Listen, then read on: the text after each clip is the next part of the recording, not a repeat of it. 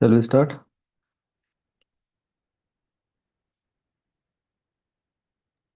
Yes, Rosie. Om Namo Bhagavate Vasudevaya. Om Namo Bhagavate Vasudevaya. Om Namo Bhagavate Vasudevaya. Narayana Namaskritcham Naram Chaiva Narottamam Devim Saraswatim Vyasam Tado Jayamudhirayet Nashta Prayeshu Abhadreshu Nityam Bhagavata Sevaya Bhagavati Uttama Shloke Bhaktir Bhavati Naistiki कृष्णाय वासुदेवाय देवकीनन्दनाय च नन्दगोपकुमाराय गोविन्दाय नमो नमः हरिः ओं श्रीगुरुभ्यो नमः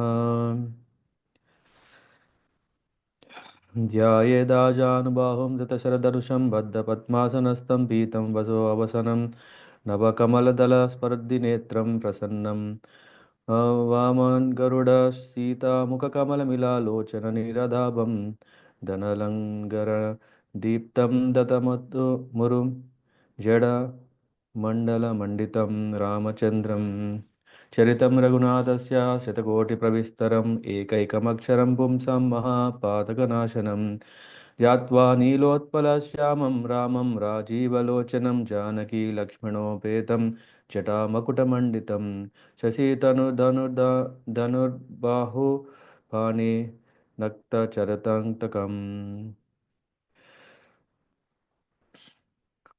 रामेति रामभद्रेति रामचन्द्रेति यो स्मरन् नरो न लिप्यते पापैर्मुक्तिं भुक्तिं मुक्तिं विन्दति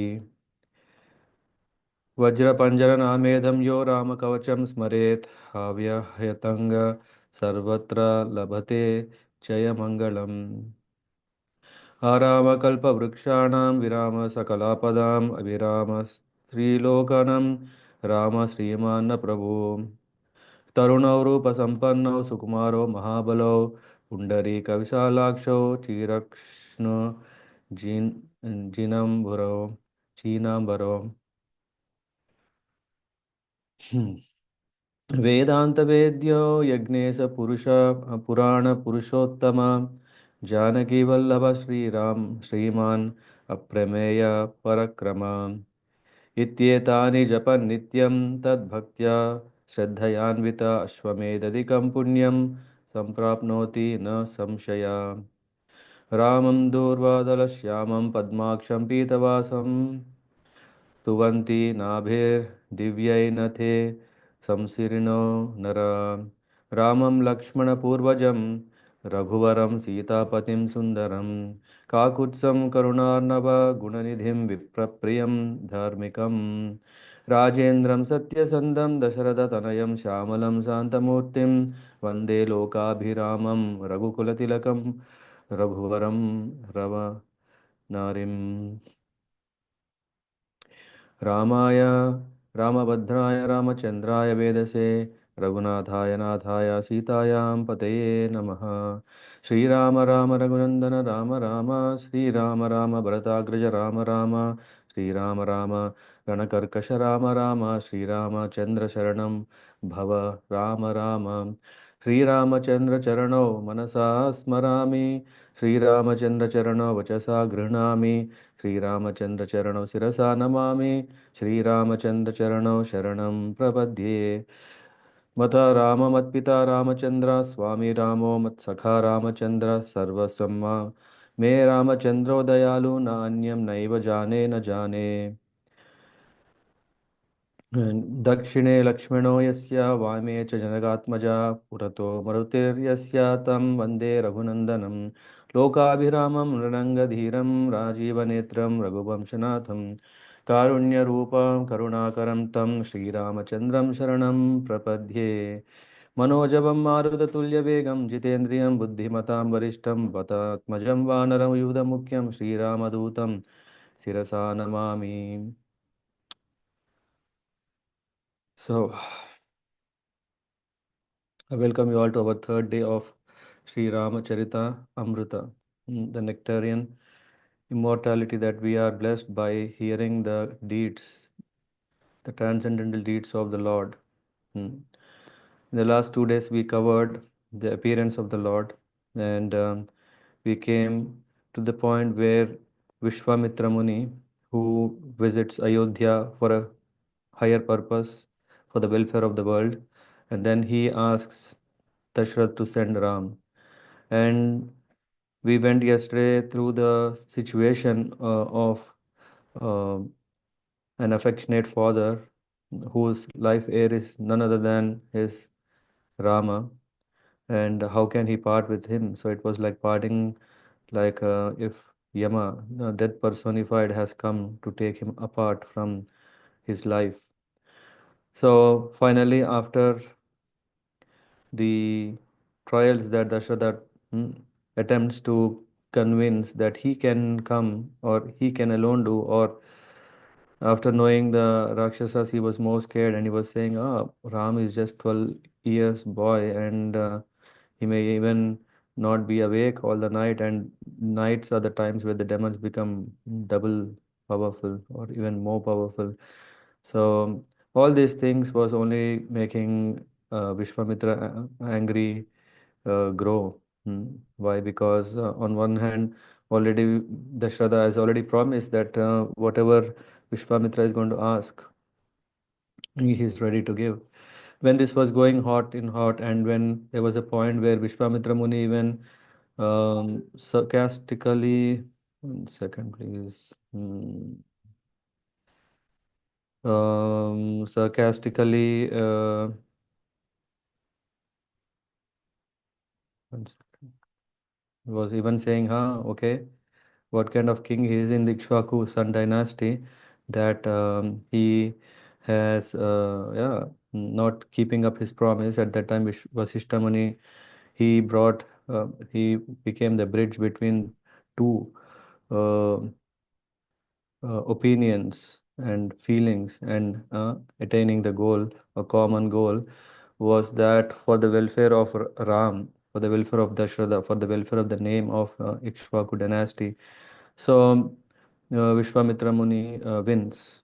So that Vasishta Muni says this is a win and win situation where if you send Ram, his glories will be spread all over. Not only that, his fame is well known everywhere, but Vishwamitra Muni, who is a reservoir of so many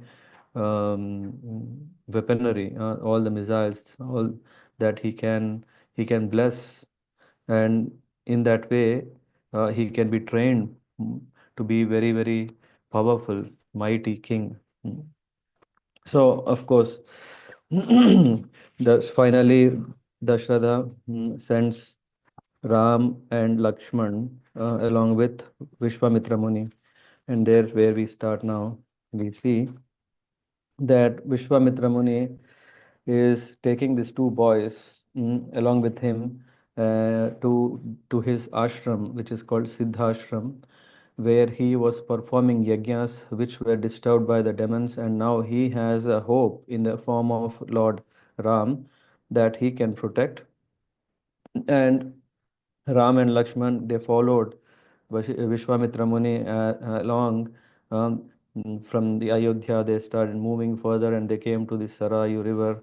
And here we see Vishwamitra Muni started his blessings in the form of giving Lord Ram Bala and Atibala. These are two very powerful mantras which he received from Lord Brahma. Yeah, he called out Ram and asked him to take a dip in the holy river, and after he comes, then he gave this, and then he said these mantras are so powerful that they have.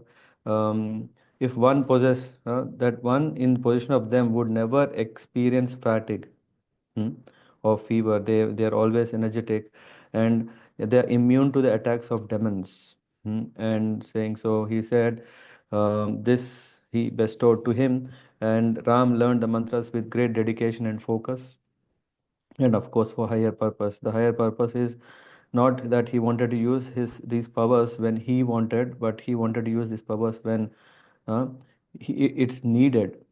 That is the difference. As soon as he has mastered these two mantras, he became very, very lustrous and luminous, and then all the fatigue that came when they were walking along with Vishwamitra Muni, everything disappeared, and then even um, he even though he got so much, still he was always grateful. He had the sense of gratitude for his teacher, and this is very important. And that's why when usually when one goes to a guru, and seek his guidance, seek his blessings, usually guru are blessing them two things: Vijayi Vinayi Bhave. So Vijayi is victory anyway, but not just by any means, but Vinaya. So Vinaya is obedience. A student should always have this sense of obedience, and the Guru is always blessing so that may this his student is having this, and which means victory and humility are the best combination. Otherwise, just humility, if you don't work out, whatever we are getting, the blessings of power is no use. And only victory out of hook and crook doesn't work. So Ram here, as we know, the appearance of Lord Ram is not just to kill the demons or get rid of Ravana. The agenda here is also to establish dharma. How best it is possible is by showing himself. It doesn't minimize the position of the Lord by even a pinch or an inch. Why? Because the Lord is ever transcendental. Even if He has come on earth, doesn't mean that He is born and like any other. Hmm. So here we can see then after this, after they got this and they started going further, and then they went as the night rise or sunset, then both the brothers were asked to take some rest. There was no palace or no outhouse. It was the place on the banks of Sarayu River, and immediately before the sunrise, yogis, yeah, we know that they take the benefit of this Brahma Muhurta. And the sage was very active because he is very auspicious. He got up before and he took his holy dip in the river and came. And then he saw that Ram, and of course Ram and Lakshman being having walked so many miles from Ayodhya, and yeah, so they were a little tired. Maybe they didn't get up soon.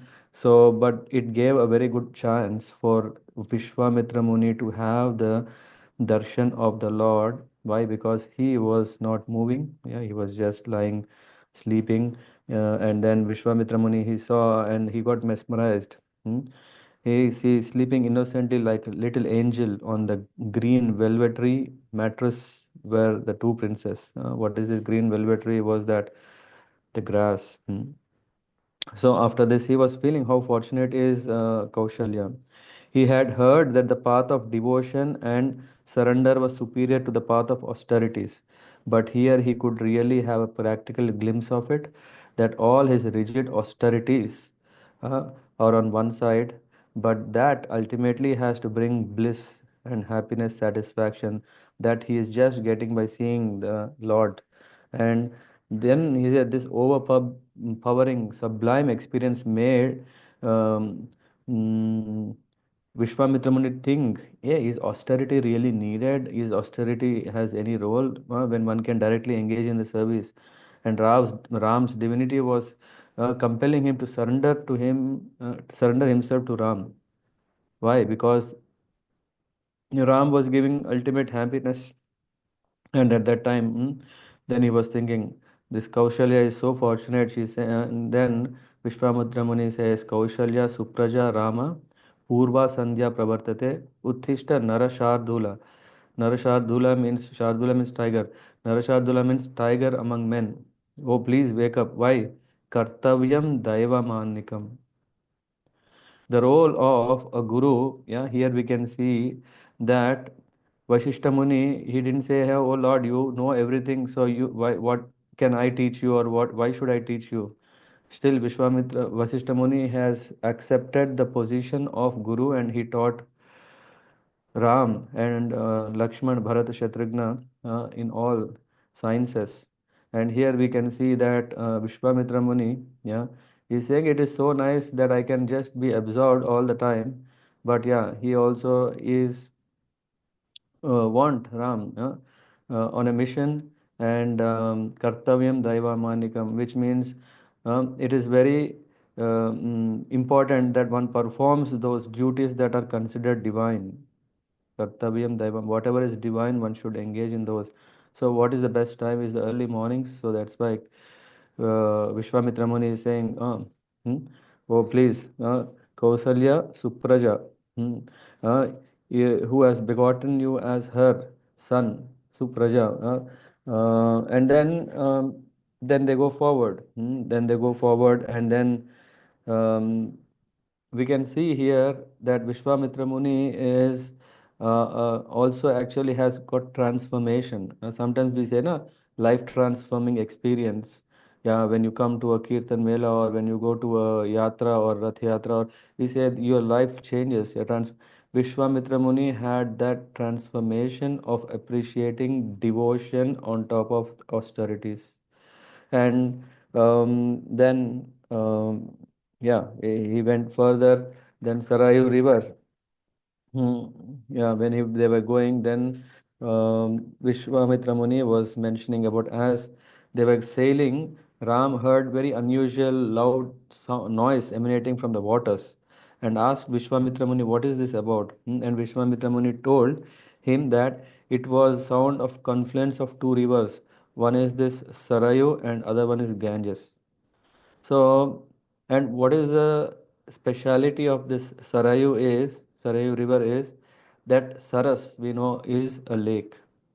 Manas, yeah, we know we heard Manas, and from Lord Brahma's mind came a lake which is called Manasa, and this is also Saras, and this and the Ganges were confluencing at this point, and because the river originated from this lake, that's why that river was called Sarayu. And Ram and Lakshman, they paid their obeisances to the confluence of the river. It is considered very auspicious and blissful when one offers their obeisances to the confluence, Sangam, when the rivers confluence. Why? Because it's, yeah, we know how powerful is Ganges, how powerful is Sarayu, and how powerful will it be when the rivers confluence happens. So, and after that, then they went further, and when they went further, they came across a uninhabited forest, a forest where there were no one. Yeah? In fact, the forest was so dry. We know that when the land becomes dry, we can see cracks in in the soil. These soil cracks were so bad, so big that even elephants could happily get lost in that. And so dangerous was the forest, which had no more vegetation or inhabited by anyone. And Ram was curious, what is this? Why is this like that? And then Vishwamitra Muni narrates a story that once upon a time when Indra killed Vritrasura. Though he is Asura, but actually in that Asura, he was a Brahmana. Because of some reason he became Asura, but still he is a Brahman, and that's why, because he has killed a Brahmana, Indra started stinking so badly that all the kind of rancid odor was coming from his body. And because of that, everyone, all whoever is in Svargaloka or around him, were thinking, oh, what is disgusting smell coming? And then they see that this is because of the sin that he incurred. So what to do?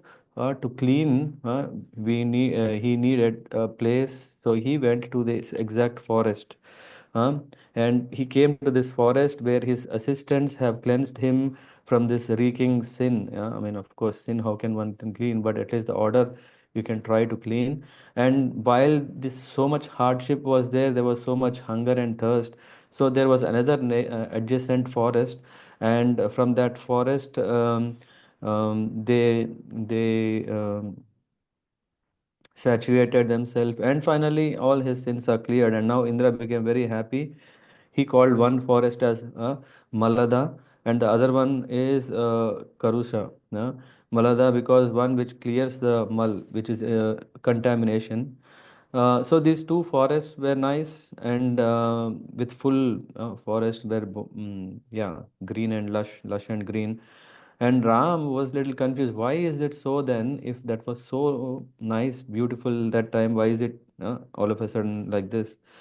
So then Vishwamitra Muni continues telling, a child as Yaksha, his name was Suketu. And finally he granted him the boon that he would have a beautiful daughter. And in fact, this beautiful daughter was none other than Tataka. She is beautiful, definitely. She is so beautiful. Strength of 1,000 elephants, which means also strong. She's strong and beautiful. And what happened was that Tataka was the wife of Sunda, yeah, and she had two sons, Maricha and Subahu. So that is the family. What happened meantime is because Sunda tried to trouble Agastya Muni. So Agastya Muni simply, mm, yeah, out of anger, he just simply burned Sunda into ashes. And because he became a victim of the sages, so then Tataka started poisoning her own sons and her own self to be more vengeful or revengeful against the people who are living in the ashrams, yeah, who are living in this in the forests, in ashrams, and then all the time they were kind of creating all kinds of problems, and finally they had to leave, and in fact, Tataka even sent Maricha and Subahu. I'll tell you later. But here, um, that's the reason why this place became so much that there was no rains. And Tataka has sent her sons to Sumali. If you remember who is Sumali, he is the father of Vishravas. You remember? No, Sumali is the father of Kaikasi. Sorry. Yeah. So, and then, yeah, because Sumali is also, yeah, quite keen in having all this demonic nature and also the spirit of expanding his race. So when Marich and Subahu came and he accepted, Sumali became fond of Marich and Subahu and gave them shelter, and eventually they became part of Ravana's kingdom, and that's why if you remember, Ravana goes to Marich and addresses him as his uncle or Mamaji, yeah, lovingly called. It's not blood relation, but it is that they have found their family friends, so to say. So Ravana, yeah. Anyway, so Vishwamitra has prepared now enough to explain who is this Tataka. This Tataka was not ordinary. This Tataka is very, very dangerous. Why? Because she was the cause of having this forest turning deserted. Hmm? And here comes very, very important that um, Vishwamitra Muni said, this Tataka is still there, and because of this Tataka, everything is happening. So Tataka needs to be uh, killed, and he asked Ram to do it. Yeah, it's very nice. As a guru, he knew his disciple Ram's thought process that he might be hesitant to kill, but he has also told all what has happened and who is this Tataka, and Tataka is the cause of all these things. But Ram was still thinking, killing an enemy is fine, but killing a woman, yeah, in the form of enemy, or this is not what my mother, this is what he was thinking. This is not what I learned, because women should be regarded as very reverential, with all respects one should give. And but on the other side, here we see that Vishwamitra is saying, how could Ram, who could never imagine hurting or glaring a woman, even not seeing a woman or hurting, forget about that killing? How can he do it? So, and that was not his training. But here, his teacher expected him to kill, in fact, kill a woman, that too as his first demon victim, isn't it? We can see here Ram is going to kill the first. Who is that? It's Tataka. And Vishwamitra Muni's lessons are very, very valuable, because here he wants that one should mature so that one catches the principle. Sacrificing one's principles for higher purpose is what here is tested. Whether Ram is sticking to his own principles of whatever he is thinking, this is right, that is right, or is he ready to do whatever his guru is telling. In fact, this is what happens in the case of Jamadagni and Parashuram, right? So, when Jamadagni is telling to cut uh, his mother's head, Parashuram does it. In fact, yeah. So, yeah, these are very, very strong, but these are very, very potent. Why? Because this instills the right spirit of guru and disciple relationship. So here it goes further. Vishwamitra Muni is reminding multiple responsibilities come, and when multiple responsibilities and roles come together, it's little challenging. So he started saying his main role was that of the prince of Ikshwaku. It's not like he's just like any other prince. Whatever you do know, he is coming from a very good lineage. He can't just spoil the name of his um, Ikshwaku dynasty, and a dynasty expected to protect society. A dynasty is not just for namesake, but the purpose of a mission is to actually enlighten people whoever come to it in the right spirit. This is one thing. The second thing is sacrifice was expected of a king, even sacrificing one's own principles at times. Wow, it's interesting. So what Lord Ram had principles were nice, but when the time comes to sacrifice them, that has to be done. On one hand, Ram's sacred principle of respect and worship for women, but on the other hand was higher principle of protecting citizens, and so Ram had to weigh his principles. Yeah, isn't it? Yeah. In fact, those principles are also for protection, but is this principles beyond our capacity to follow then, or is the principles that are set by the Guru can be accepted as it is? Here is what happens. Vishwamitra Muni simply started justifying this Tataka. Don't consider her to be a woman. Uh, of course, she is woman. Of course, we also see in Kali Yuga the woman empowerment is increasing. It's for good. But what this woman empowerment can also lead is it can lead to exploitation. It can be like, what do you call this? Mm, mm, Payback mode, which means till now we were suppressed. Till now, yeah, I was hearing yesterday to a radio in 1970s, till like 75 years of how women have advanced. Where in those days the women were just coming out, even in the photos, the photographers, if they make a woman would just hold a baby, yeah, which means a role of a mother. There was second role I forgot. I don't know. Yeah. So in that way, otherwise they are not public. They don't come to public. But now we see so empowerment, but there is also sense of lot of exploitation.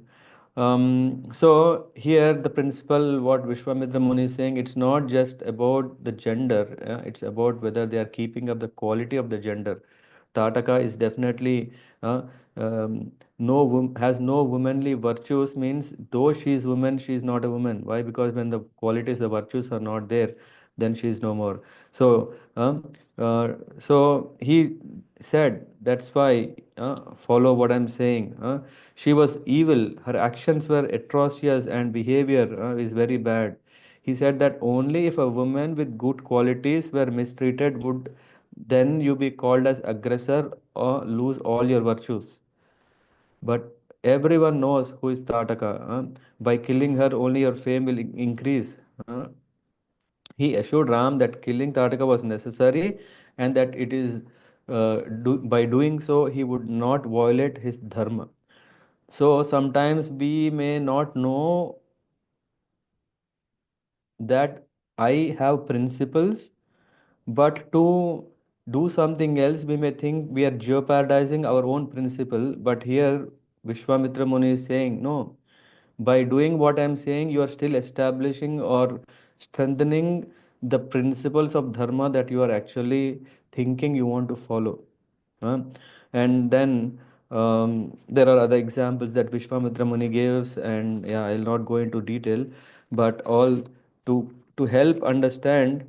In fact, Vishwamitra Muni also tells the story of Khyati. He tells that there is this Khyati who is the wife of Bhrigu. And Khyati, she had a what do you call, spot for demons. And then whatever she was doing is, uh, she pitied them and led them in secrets of, whatever the secrets of devatas she used to hear, and she used to pass it on. So because of this, what happened is that there comes a situation where she even wanted to kill Lord Vishnu. Huh?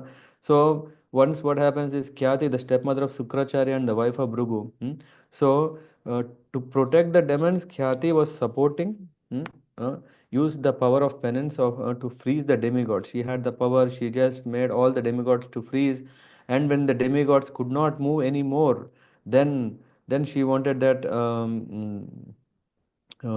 Would the when the frozen demigods would have become easily prey of demons. Why? Because when the devatas cannot go anywhere, the demigods can come, attack, and kill them. But just at that time, what happens is Lord Vishnu comes and he rescues.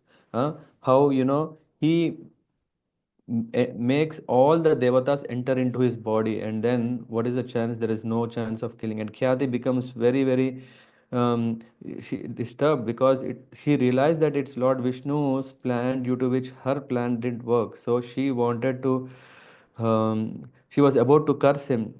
huh? When she was about to curse him, then Lord released the Sudarshan Chakra and then killed Khyati. Because Khyati was killed, when Bhrigu learned all this, what has happened, then he cursed Lord Vishnu to appear 10 times on earth. Yeah, this is what there is a one of the reasons why Dashavatara happened is also this. Yeah. So anyway, Vishwamitra Muni gently reminded that as a prince, he should take the responsibilities on his shoulder. It's not like we can say, "Hey, I am not a king. I am not advanced. I am not matured. I am not senior and all." Not taking the it is said that Vishwamitra Muni is saying, though you are a prince, you have to take the responsibility on your shoulder and protect the innocent people. He told Ram that to prove his commitment to his people, he was expected to come out victorious and kill this lady, Tataka. And now the question came, what should he do? Should he kill or not kill? Killing, yeah, is still.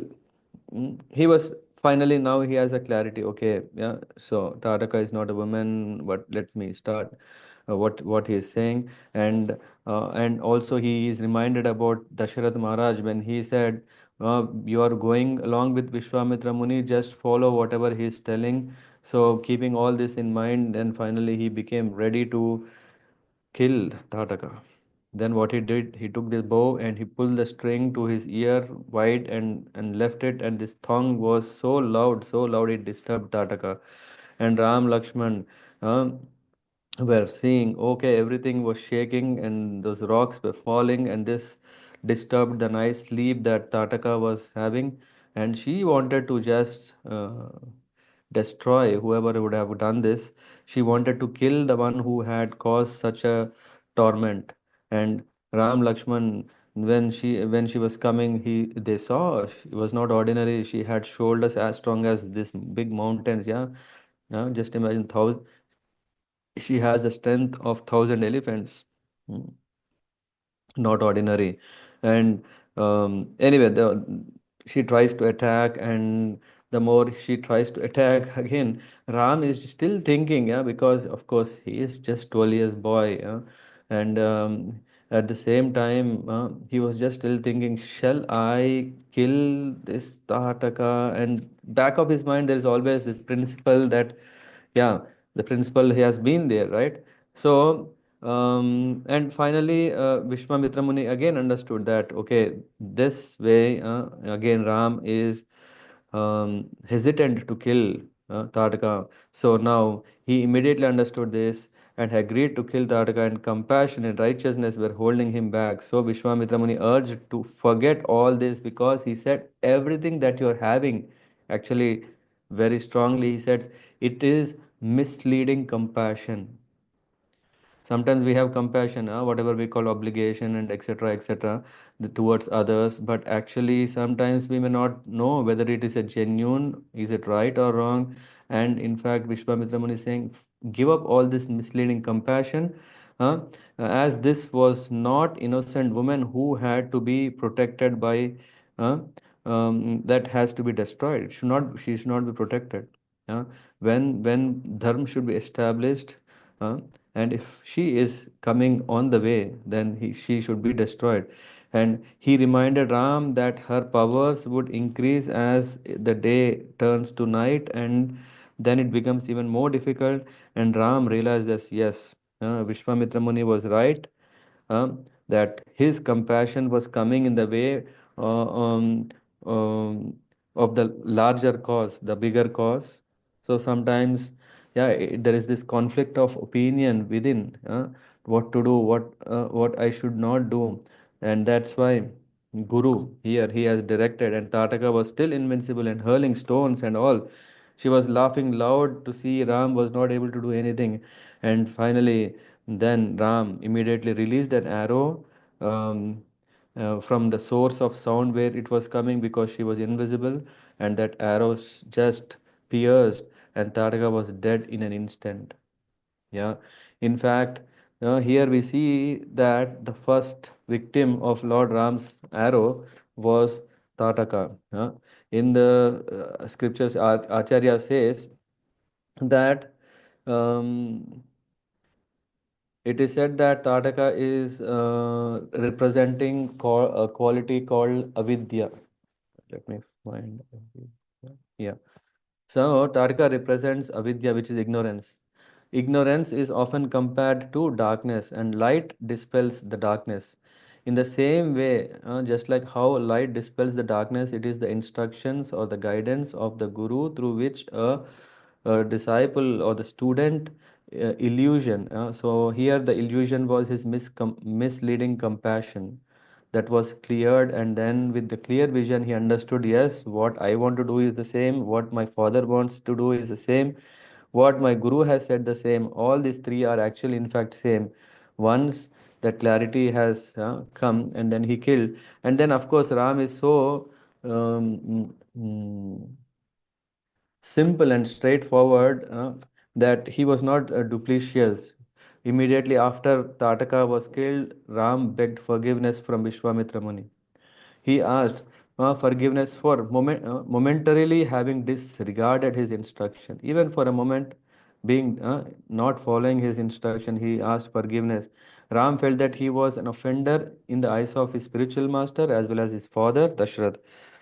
Because of this open and truthfulness of Ram, and also not just being truthful only when asked, but he himself said, Vishwamitra Muni's appreciation for Lord Ram increased many folds, and and he sees that this is a crucial quality of a leader to ask forgiveness if he has done a mistake. So with Tataka's death, what happened? All everything, the beauty and abundance of the forest has restored, and then um, Ram felt relieved, and then Tataka is no more there. So Vishwamitra Muni, being very happy, he kissed Ramchandra on his forehead, and because this victory is, just imagine, though it was the first one, it was deadly. It was not so easy for uh, um, subduing the power of Tataka, and in fact, here Ram has killed with just one arrow. So then, after that, we go further where Vishwamitra Muni is now taking the boys to his place, Siddhashram. Siddhashram, of course, it has its own reason why it is called Siddhashram. It is a place of complete tranquility, and a place of where yajnas performed is for the welfare of everyone. In fact, the very name of Vishwamitra is a friend of the world. How is it possible? Is by engaging in the welfare activities of the world. What is the welfare activity? Krishna says in Bhagavad Gita, yajna. Yeah.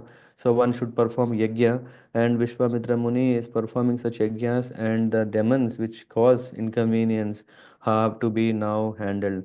So Vishwamitra Muni told that he desired to complete his yajna that has been in his mind for very long time, but all the time he had to move place to place to place to avoid these disturbances. But finally, now Ram and Lakshman can guard while he is doing yajna. For 6 days, 6 nights, Ram and Lakshman they were protecting, they were guarding without closing or taking break. But 6 days nothing happened. But the seventh day, the last day, when all the Purna Ahuti was offered into the fire sacrifice, at that time when this big blazing fire came out, when everyone were so happy to see this golden fire, yeah, golden like fire. Um, they were very, very happy that they're thinking that now the yajna is over. Just when they thought the yajna is over, before it really came to an end, there was a climax situation where the demons, in the form of who is that, Maricha and Subahu, they came and they started creating all kinds of disturbances. Yeah, they started spoiling. They wanted to spoil, but Ram was so powerful that with his arrows he could protect the sacrifice, the yajna.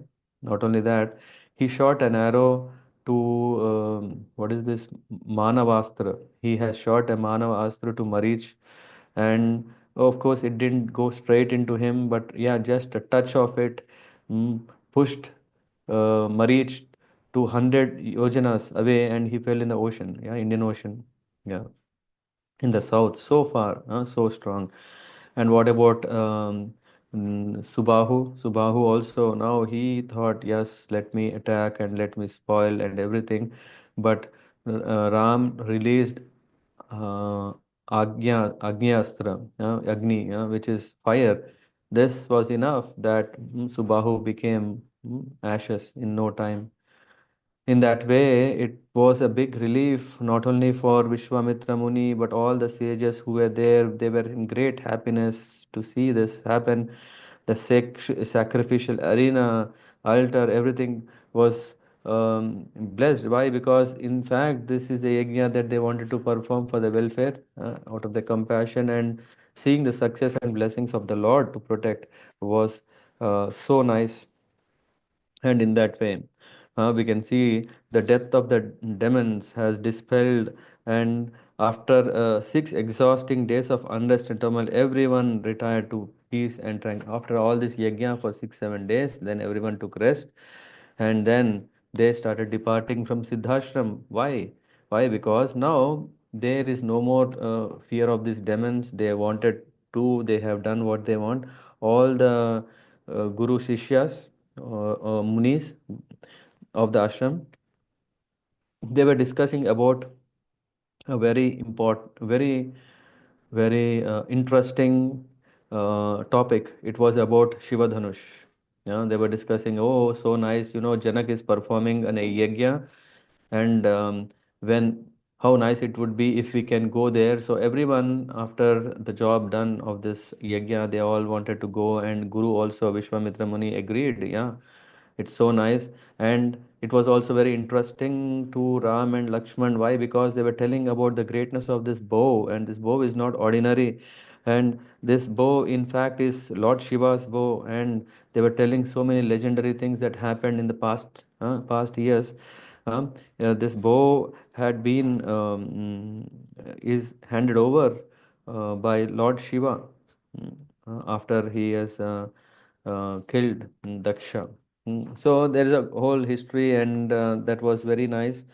And yeah, after that, mm, there were also some nice stories that Vishwamitra Muni was narrating while they were going along this from Siddhashram to Mithila, Janakpur to Mithila. So, and finally, they come to Mithila, and the beauty of Mithila is, mm, no, sorry, we missed an important point. Before they reached the main capital, mm, Vishwamitra Muni takes them through a detour to the southwestern side, which is in a proximity of this place, Janakpur, near Janakpur, to a place where, what is this called? Hmm. Where Gautama Muni, Gautam Rishi, and Ahalya, they were living there. Hmm. But because of certain sad incident, what happens is that Ahalya becomes a stone. And in fact, when Ram, Lakshman were following Vishwamitra Muni and they came to this exact place, they felt this place is quite strange. It was not so pleasing, and definitely it has something saying. And Vishwamitra Muni narrates what happens is that once Lord Brahma creates a very, very beautiful girl from his imagination. Uh, from his imagination comes, that means he has imagined the most beautiful damsel, a girl, and who came in this externally in that personification. She was none other than Ahalya. Because she was so beautiful, and that's why he wanted to give her hand to one who is very, very capable, not just yeah. So why? Because a precious jewel should serve the best purpose. So with this desire, Lord Brahma said, okay, if anyone can uh, go around the, what do you call this, world, yeah, like a world tour, but of course the fastest who can go around the world will will get the hand of my daughter, or Ahalya.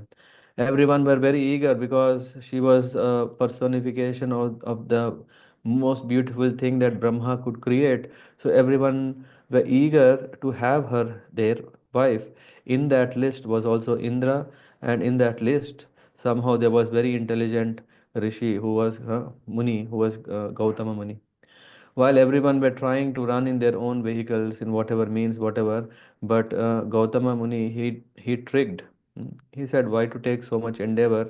It is said that cow is um, uh, it is said that the whole world resides in cow, or the universe. Yeah, when I'm saying world, whole universe is in the cow. So what he did is he circumambulated the cow, and then that's it, which means he has won very, very easily. And this is what Brahma wanted, that one who is very intelligent only can uh, get hand of Ahalya.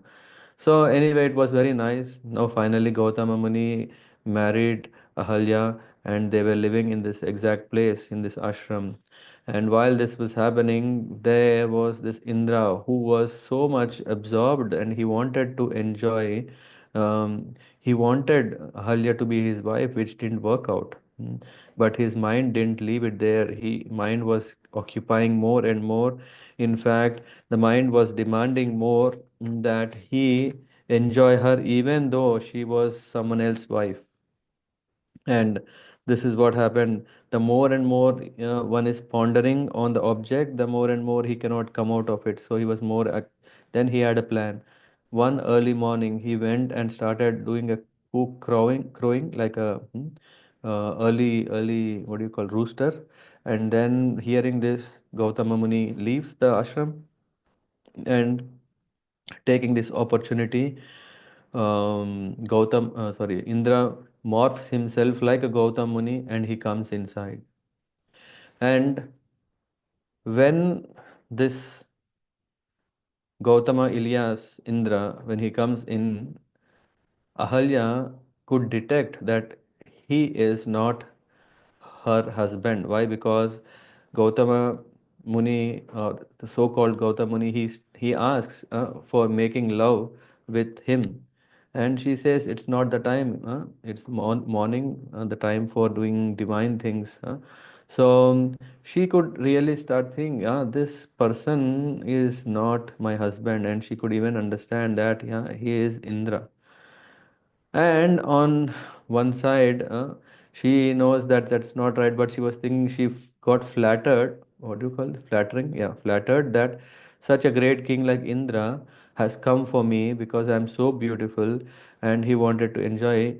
And yeah, in her interest also, and both enjoyed. And after enjoyment, then what happened is Ahalya immediately came to her senses and thought it's a big mistake she has done.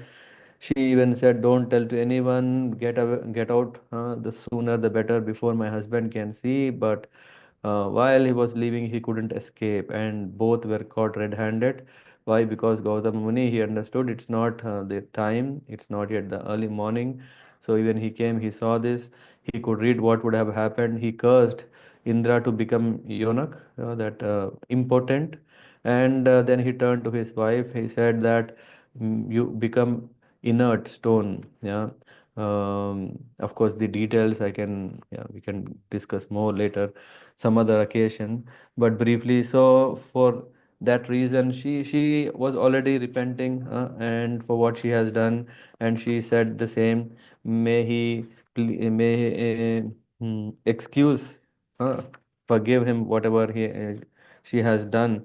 uh, and inert stone means Ahalya, though she became kind of hard-heartedness. Yeah, that represents what it means to be an inert stone, because when one do not understand the relationships and just get carried away, uh, so which means one is hard-hearted, and that's why he said you be like that.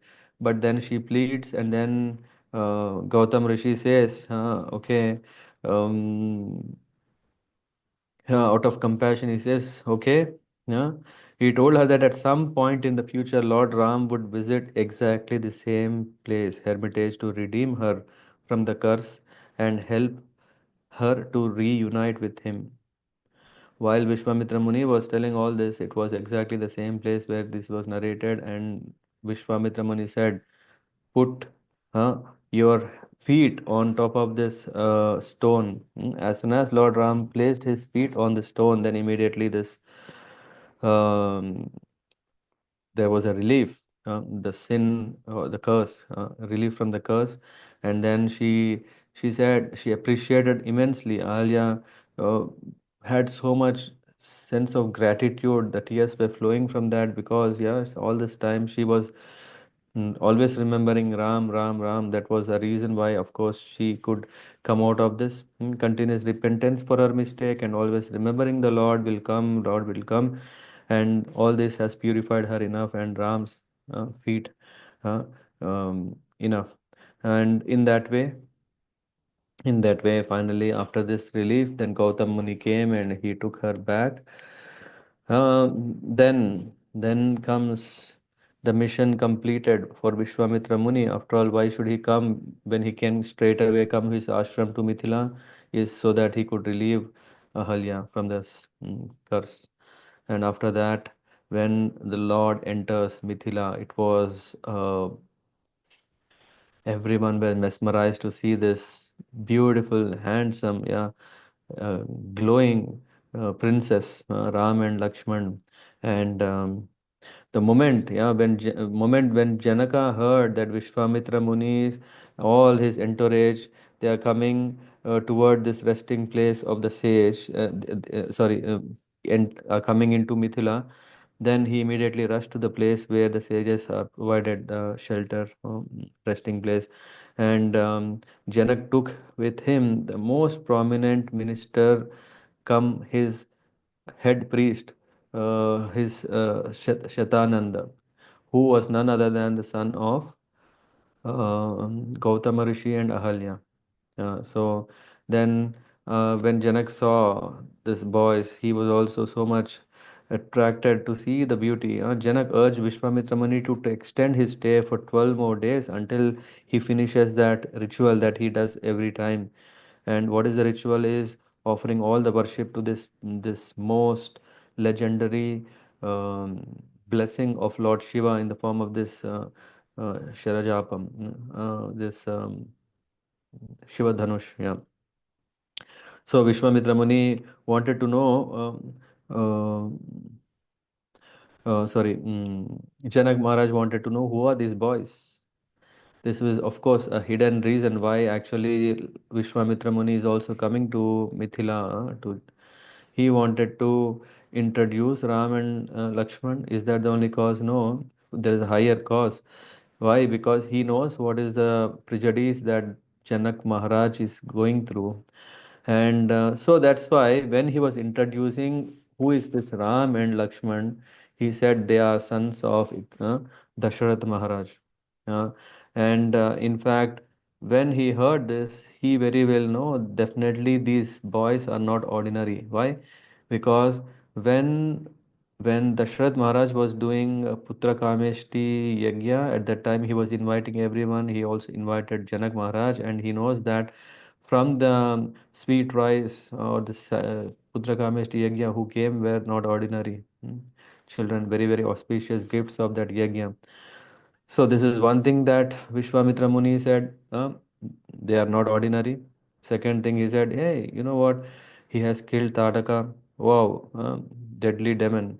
Second, Subhahu and Marich were yeah, eliminated in a way so that they could do the yagya. So in all good notes. So when Vishwamitra Muni came to the point that Ram has redeemed Ahalya, then Shatanand he was very happy that his mother finally got relief, and he expressed great sense of gratitude for what he has done. So Janak noted all this, noted that even though Vishwamitra Muni was praising all about Ram, Ram was simply very, very humble. He was just lowered his head. It's not like, hey, okay, I'm very happy, very proud of what I have done. In fact, I have done. He didn't have a trace of pride. Rather, he felt humiliated. Why? Or humbled when Vishwamitra Muni was glorifying. So while all this was happening, the Mithila, yeah, Mithila is celebrating the yagya, and for that reason, after Janak Maharaj left to attend his own rituals and other things, so Ram and Lakshman they wanted to tour the city of Mithila. When they were going, everyone was seeing, and they were also seeing. But when Ram came to a point where they were at a palace on the porch, I don't know what you call arch, there Ram saw a beautiful girl, and then he just started looking her, and somehow at that time even she also was looking him. In Ramacharitmanas, there is very nice description of what were the Sakhis were making fun of when this was happening, because they got just stuck seeing each other and they forgot everything. Huh? So then, yeah, we'll just go through the important episode of this wonderful bow. Yeah, this bow was not ordinary. This bow was, as I said, actually Vishwakarma creates two bows. One is Vishnu bow, or the bow that is given to Vishnu, and the other one was given to Lord Shiva. And then sometimes some are very, they're excited to see which bow is strong or who is stronger. Is it Lord Shiva or is it Lord Vishnu? And they said, hey, why don't you just fight, and we will see who is and they said no, it's not good, but they insisted, showing this that insistence brought them, okay, let's fight. But when they fight, it's not like jovial, like, okay, you said I'll do it. No, it's really they had this fighting spirit, and then with that fighting spirit, they um, they started fighting, and then everything started shaking, and this caused people worry. And finally they said, okay, the lords, they said, please, please, please stop. And finally both the lords agreed, and both Lord Vishnu and Lord Shiva had their bows with them till each gave it away to someone. And Lord Shiva has given, after, this whole episode we know about Daksha Yagya, right? What has happened, everything. After all that, then Lord Shiva gives this bow to Devavrata, who is the ancestors of Janak Maharaj. So this bow came, and what about the bow from Lord Vishnu. That bow was given to Richika Rishi, and Richika Rishi's son is Jamadagni, and Jamadagni gave later that same bow to Parashuram. So Lord Shiva's bow is in Mithila, yeah, and Lord Vishnu's bow is in Mahendra Parvat, yeah, where Parashuram is living there. So anyway, so now this bow was, yeah, is worshipped. Yeah, after all, this is also Janak Maharaj thinks it's a great opportunity. Maybe Janak Maharaj can solve a big problem that he has been going through. What was the problem? He, yeah, all the, I mean, not all the citizens of Mithila were thinking, oh, Janak Maharaj, he's a great king, but something maybe he didn't take a good decision. What did he think? What did he think about it? He said that only the one who could lift the bow could marry Sita. First of all, this bow is not ordinary, and he's saying only one who can lift this bow can marry Sita was even very tough. And of course, in fact, so many people came, they tried their best to lift this bow, didn't happen. Hmm? Though old, Janak heard those comments and began doubting if he had an intelligence at all. He was also thinking, can maybe people are thinking, right? Maybe I was too much expecting that there is Kshatriyas in this world who can win the hand of my daughter with, by showing their strength. But yeah, no one could do it till now. Perhaps he was not that foolish. Why? Because when he saw Ram, he was, yeah, having some optimism. Now that Ram was here and so were Vishwamitra Muni, Janak Maharaj became a bit optimistic. He was thinking now it can happen. Vishwamitra, so he decided to reveal this secret that was there in his heart, and then he began narrating Vishwamitra Muni about his decision to marry Sita off to a person who can lift this Dhanush. Why? Because one day when Sita was still a small girl, when she was playing with a flower ball with her sakhis, and somehow this ball goes under this bow in the mm, what do you call, altar, the sacred place. But what astonished Janak Maharaj suddenly he saw was that this bow, which is so heavy that even 5,000 people they can't barely bring it. They need to bring it through elephants or bulls so much. Sita Devi just lifted it up, took the ball, kept it back, and she left. Of course, yeah, because she is Shakti, potency. So that made him that if at all someone can take her hand, he should be even more stronger than her, or at least, yeah, at least of same caliber. So and now with this some of the kings they came after all. They tried what they did. They tried to lift, they could not lift, and then because they could not lift, they started doubting, hey, is this really a trick of Janak Maharaj? And because they were thinking, hey, Janak Maharaj wants to insult us, that's why he is doing all this foolish, uh, impossible, mm, what do you call this, pratyogita, competitions, or all these kind of things. So they even attacked him. They and Mithila, Janak Maharaj is saying this Mithila is in danger from all sides. Why? Because all now and then some kings from some different places they come and attack so that they can take Sita. They are not interested in lifting the bow anymore because they think, hey, it's a cheating, and that's why they come. Oh, someone messaged, I don't know what. Maybe someone can read it. So and that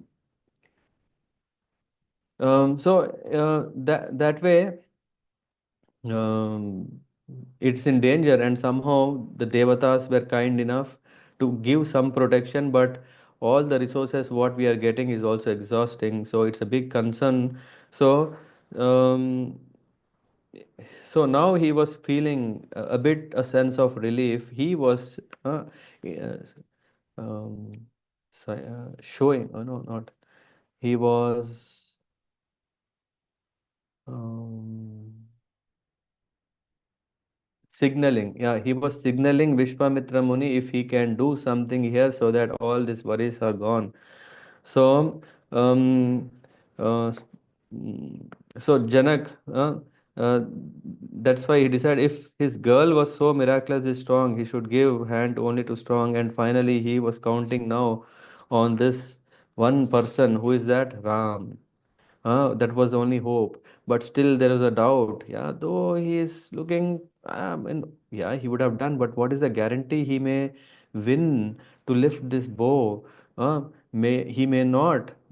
What if better to not conduct this contest or the act of testing him? Best thing would be to give my daughter already without all this. But maybe I think he can also win and take the hand properly, rightfully. So in that calculated risk, he finally decided, okay, yeah, he wanted that Ram can take up this challenge. So then he um Ram, yeah, of course, he didn't know the girl whom he saw on the roof of this palace, on the porch of the palace was Sita. But here we are talking about Sita, but irrespective of that, whatever Guru tells, that's what he will follow. And here Vishwamitra Muni is telling, he's saying, Lord Ram quoted the challenge. Besides, he too wanted to win Sita, and although he was not yet quite sure if she was the one who is Sita that he has spotted on the balcony, uh, if this was the only way, in case if she is the girl and if this is the only way, then he can get into the contest. All this is fine. After a long, hard look at the bow, he turned towards Vishwamitra Muni. First thing. Huh? It is not that he just wanted to say, "Hey, this is just easy one." He wanted his master's approval to take a closer look at the bow. And after Vishwamitra Muni agreed, then he went closer. And yeah, of course, Dashrath was not there. It was Vishwamitra Muni is taking the role of his father, right? So, and Vishwamitra Muni had been waiting for this moment for quite a while. And finally, now he promptly agreed, showered his blessings, and then when Ram got blessed, Ram then walked up to Vishwamitra Muni, touched his feet, and then began walking towards the bow. Every step when Ram was getting closer, the intensity of suspense that was felt by the people was increasing more and more and more. Uh, and then finally, as Ram stood near the bow, he imagined it to be like Sita's necklace, yeah, as if like he want to take the necklace and give it as an offering to her. For him, once again, uh, um, he remembered Vishwamitra Muni. He looked at him and asked for permission to touch it. And when Vishwamitra Muni nodded his head, then Ram was all focus. He was fully focusing on only that, nothing else. And with full power he just lifted it. And when he lifted, then it was already someone's heart slipped. huh? He lifted the bow, and then the majestic bow of Lord Shiva, the pride of Mithila, had snapped right in the middle and then finished. It broke. Everyone, when the bow broke, the sound was so loud that everyone except Ram, Lakshman, Janak, and Vishwamitra Muni, everyone fell unconscious by hearing this thundering sound. It was almost as if mighty bow was letting out um, a sound that reverberated the entire universe. In fact, we will also see that because of which Parashuram comes later. So in the end, finally, it was a big relief for Janak Maharaj. He thanked the God more than he can, and was very proud moment for him. Ram had saved the face and prestige and fame of him, his uh, yeah, family, his country, and then he was so overwhelmed with emotion that he could not find the right words to express. So he brought forth his wealth, donated generously to all the people who were there, and Janak invited Sita. Until that time, also, he didn't know for whom Ram was doing, if she was Sita or not. And after seeing her, Uh, Finally, he has won Sita. And of course, when we go little detail, we see when the moment comes where Janak Maharaj says to his daughter to offer this Varamala. Varamala means one who has won her. Uh, um, and offer this as accepting her husband. Ram stops her. Of course, here he says all is fine, but yeah, I want my father. Whatever you have asked me to do, I have done it, but it's not. Mm, it's my decision to marry. It's my father's decision, and if he accepts, I have no objection. Of course, everyone were thinking when everything is over, why this last thing? But when everyone was sad, it was Sita who was happy because she could see the composure of Ram. In fact, he was so composed that even though Sita was already in his hand, he still revered his parents, and that's what she liked more. Anyway, we are running a bit over time. I'll stop here. Yeah, then we continue from here. We go to Ayodhya, and we will discuss more about Ayodhya Kand tomorrow. Yeah, thank you so much. Hare Krishna.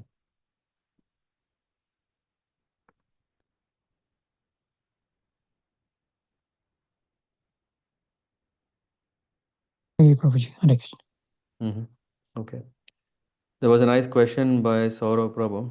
I can't read it because if someone can read it helps me because otherwise I have to pop out um, this window. Okay, I can read. How can a characterless Indra be considered the king of heaven?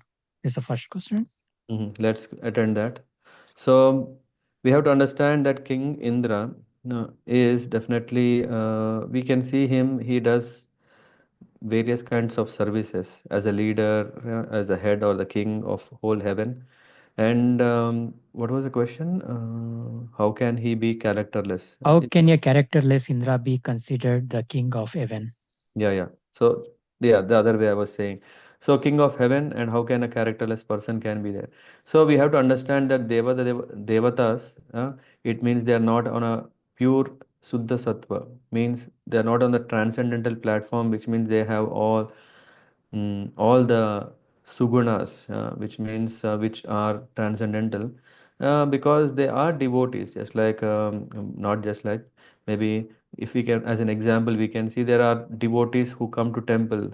Some are really hardcore devotees, and some are freshers or newbies, or some who are in the process of becoming or polishing themselves to become devotees.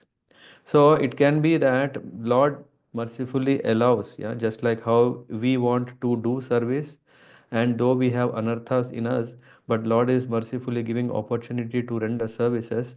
So it doesn't mean that we are perfect devotees. Oh, that is the right, that is our qualification, that's why we got it. So it is the mercy of the Lord to allow us so that we can get a chance to of course to prove ourselves and also to improve ourselves, yeah, to be a better devotee. So opportunities of service cause us that, yeah. And sometimes we may get carried away because of the anarthas that we have, because of rajoguna or tamoguna, or sometimes one of these will dominate us. And Indra Lok, it's not a Vaikuntha Lok. We are talking about Indra Lok, which is Svarga Lok, is still um, within the material creation, where there is influence of goodness, passion, and ignorance. So when these influences are affecting the consciousness of anyone, you may see it's not only Indra, there is sometimes Agni, there is also, yeah, who was that? Who wants to marry? Anyway, I think this will also come later in Ramayana, where we see that I think it was Swaha's, who is the husband of Swaha? I think, Agni. Agni, right? yeah, yeah. When he goes for the marriage of very beautiful, who was that? Mandakini. I have to recollect, but yeah, Agni, we know he is the one who purifies everything. Everything that goes into fire gets purified. But when there was a wedding ceremony that was being performed, when they were going round, Agni gets so much. infatuated by the beauty of this girl who is, I mean, I have to recollect who is that. Yeah, Agni gets disturbed. Now the question comes, oh, okay, how can these? There are a couple of things. First thing, as I have explained, the nature. This one can be under the influence of nature. This is one thing. The second thing is it need not be the only nature. It can also be the leelas of the Lord, through which they, being servants, they follow a script of the Lord. And of course, in the script, right, just like in a movie, we may see that a person is taking a role of a villain, a person is taking a role of a hero or side role, whatever. In the end, it is only for that moment they do these things, and afterwards they are normal. So Lord arranges, just like Hiranyakashipu, Hiranyaksha, they are, of course, inter planetary Ter- terrorists. Yeah. Yeah, so dangerous, but in fact they are devotees, yeah, Jaya and Vijaya, who been cursed and they become all. We can see that the Lord has his desire, and for that desire he has a script, and as part of that script things also manifest. So these are few, and of course, if Lord wants to teach someone, he will take his best student, and he will just make some, show that, hey, for some time you fall as if like dead. It doesn't mean that why when he's so healthy, how can he fall like a dead person? No, it is the plan so that we can understand, oh, what is the spirit of a dead person? So many things. I don't know if this clarifies. We can also discuss more, but I'll first check if this is fine. Saurabh Prabhu need to answer. Yeah, yeah. Saurabh Yes, the Prabhu. question. Yeah. I don't know what he writes, but that is first part. What was the second question? Ahalya was a victim, not a sinner, as Indra deceived her. So why did Ahalya receive punishment? Don't you think it was unfair judgment? 1 second. So Ahalya was not. Ahalya was a victim, not a Ahalya sinner. was not just a victim, she also had her part because she knows what is Maryada of a wife. But because she also didn't, out of yeah, her own anarthas, because of her own wish that she was so flattered by seeing, hey, a king like Indra is coming. And in fact, yeah, king like Indra, who is pleasure personification, yeah, who can, yeah. So she also wanted, and that is what one of the reasons. Yeah. That's all. Saurabh Prabhu mentioned nice explanation. That's it. Uh-huh. Okay. Okay. Good. Then shall we close here? I think it gets a little longer, got already longer. So are you all ready for tomorrow? Tomorrow would be very exciting. The traumatic turning points, the life reversals in the life of Ram, in the life of Dashrath, in the life of Sita, in the life of Bharat. Let's see how far we go. But yeah, if you are interested, please join. Yeah, thank you very much. पंचाकल्पतरुभ्यश्च कृपा सिन्धुभ्यः च पतितानां पावनेभ्यो वैष्णवेभ्यो नमो नमः। शिल प्रभुपाद की जय। सीताराम लक्ष्मण हनुमान की जय। जय कृष्ण।